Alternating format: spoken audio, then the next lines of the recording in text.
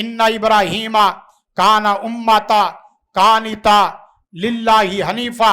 सैयदना इब्राहीम अलैहिस्सलातु वस्सलाम की शख्सियत कैसी प्यारी शख्सियत है।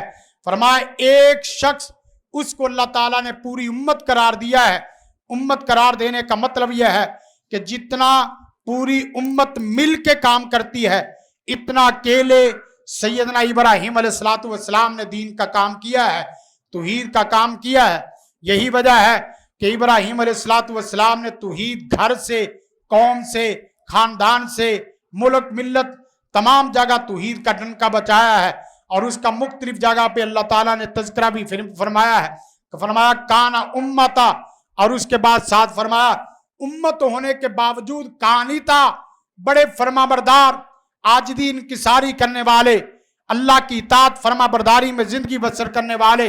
और साथ फरमाया हनीफा, हनीफ कहते हैं तमाम अदियान बातिला को छोड़कर एक सच्चे दीन की तरफ आने वाला आदमी, तमाम बातिल खुदाओं की नफी करके एक खुदा की तौहीद का डंका बजाने वाला आदमी, उससे हनीफा कहा जाता है।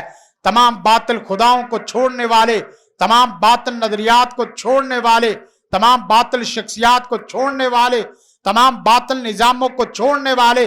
और यहाँ क्या है, हर बंदा कोई बातिल शख्सियत को पूज रहा है, कोई बातिल नजरिए को पूज रहा है,